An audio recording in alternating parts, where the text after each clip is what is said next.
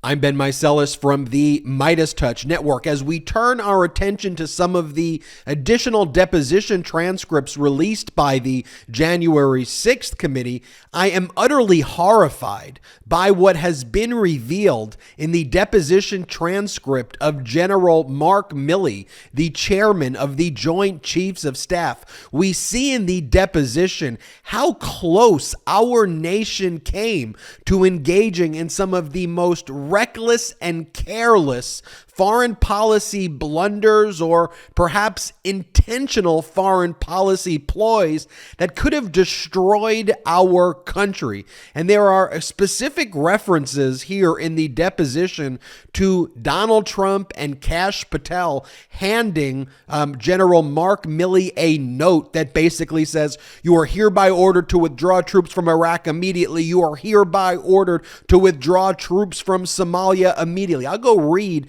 the deposition transcript, but General Mark Milley had to go back and reflect on this note that Kash Patel had just handed him. Kash Patel is, of course, a MAGA extremist. After the acting Secretary of Defense, Mark Esper, was terminated by Donald Trump, and a new acting Secretary of Defense in Christopher Miller was brought in, and Kash Patel became essentially the person who was running the Defense Department. Basically, Christopher Miller was serving as a kind of feckless proxy.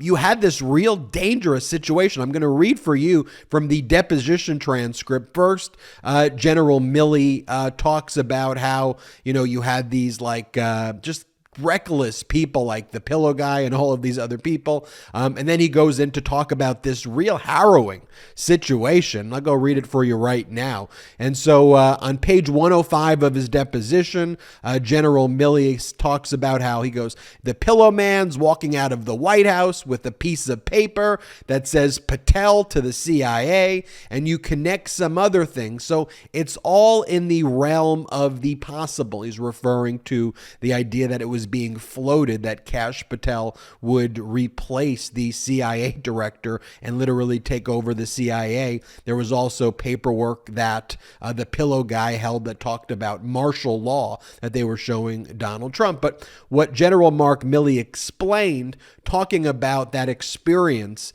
about Kash Patel potentially becoming the head of the CIA, General Milley says, though, but the idea of that someone goes and reverses an order relatively quickly, I've seen that several different times. In other words, that Kash Patel, people will be told Kash Patel is going to run the CIA, for example, and then that's overturned very quickly.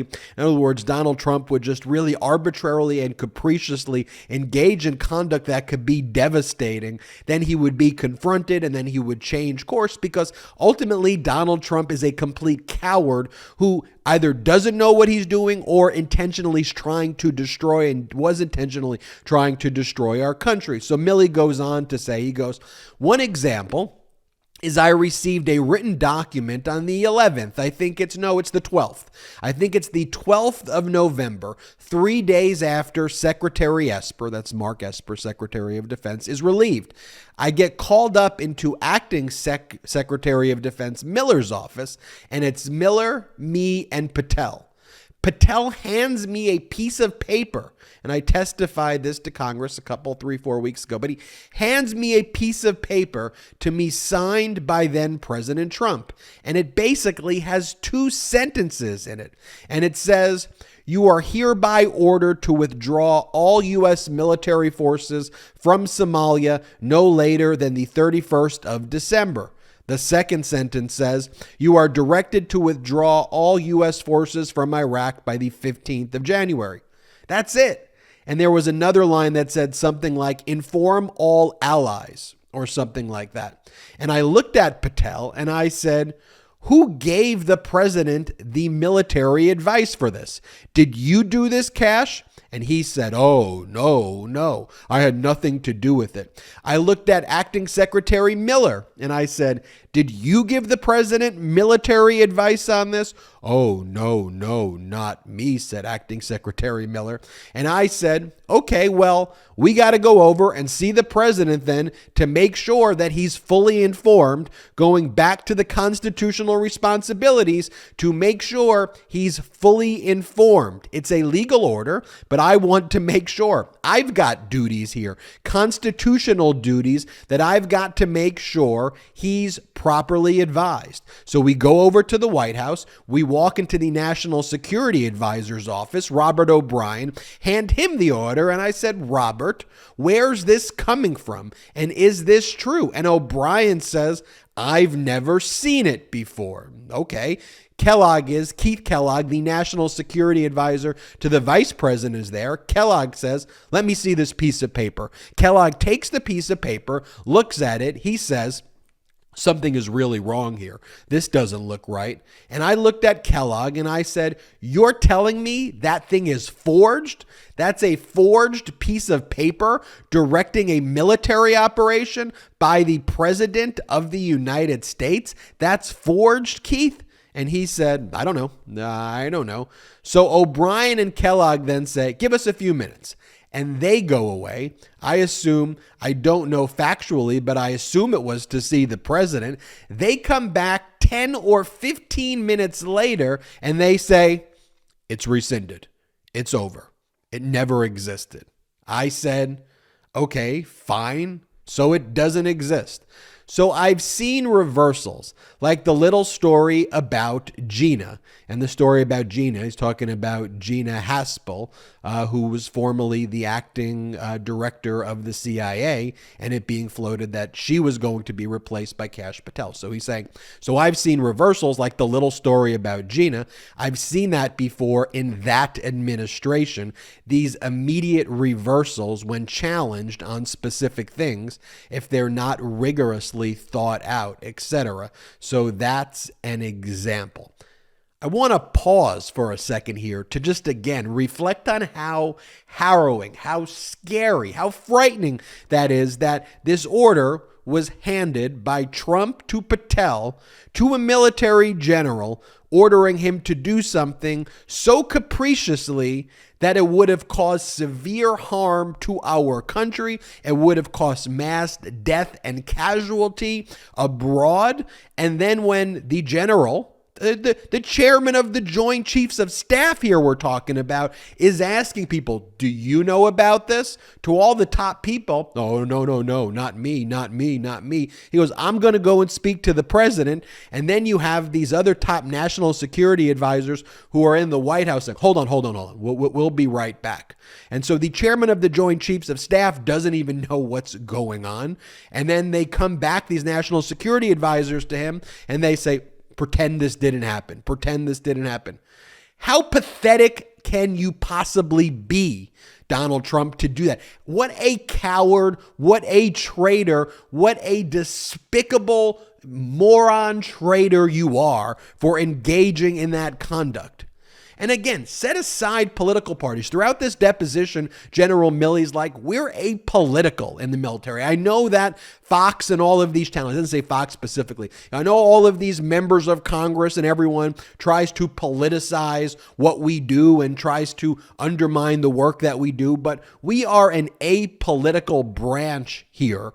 And we are just trying to support our constitutional duties to protect and defend our Constitution.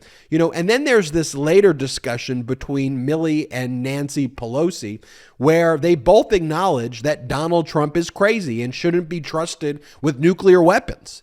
And what they ultimately come to the conclusion of, though, and what Milley wants to assure Speaker of the House Nancy Pelosi, basically, is that Trump wouldn't be able to use nuclear weapons without him.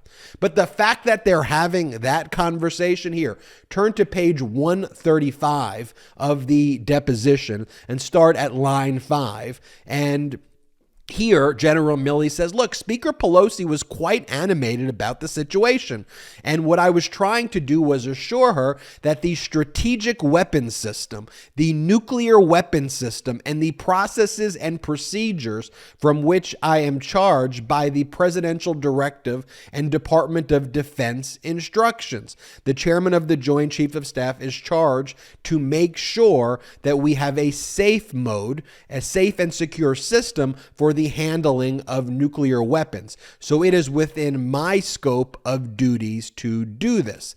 And then it goes on to say it's clearly recognized that the president and only the president can authorize the launch. So he alone can authorize the launch, but he doesn't launch alone.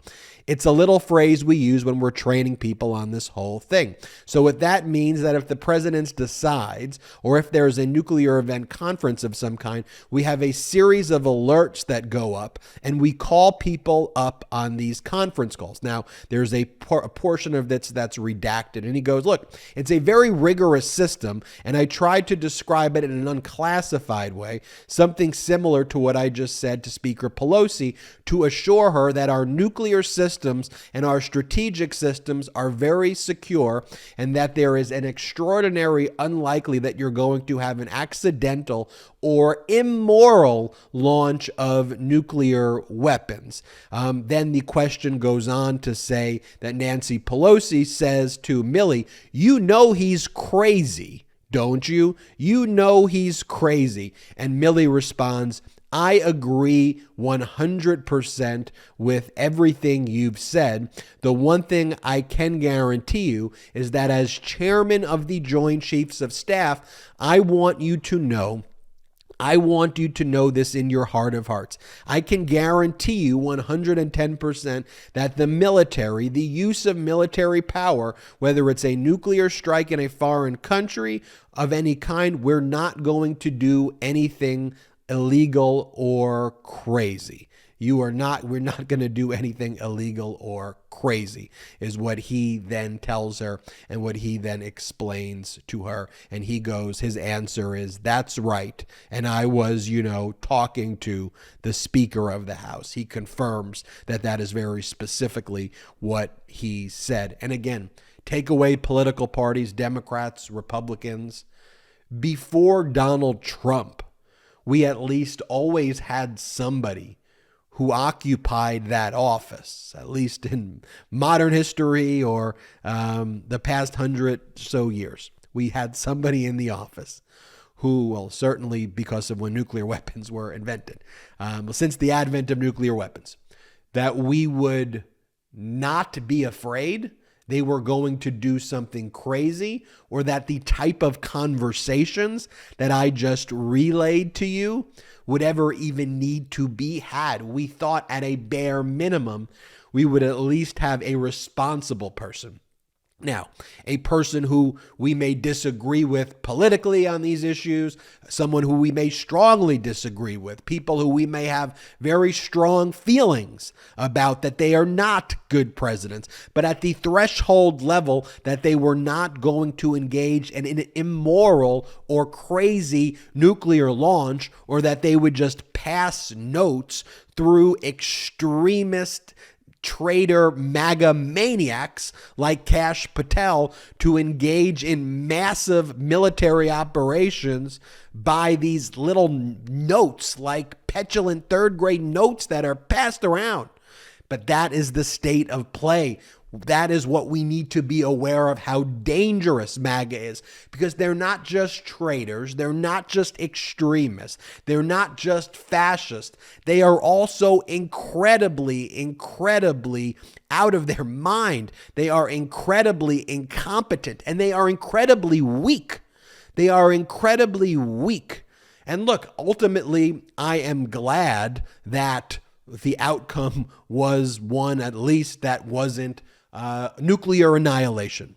So when we're talking about that as a threshold of something we're glad about, that's one of the indicia that the previous administration was a bunch of traitors. But also, one final lesson here is what a utter coward what a coward Donald Trump is. And this is the thing I've said repeatedly. Stand up to the coward. If you stand up to the coward, he backs down.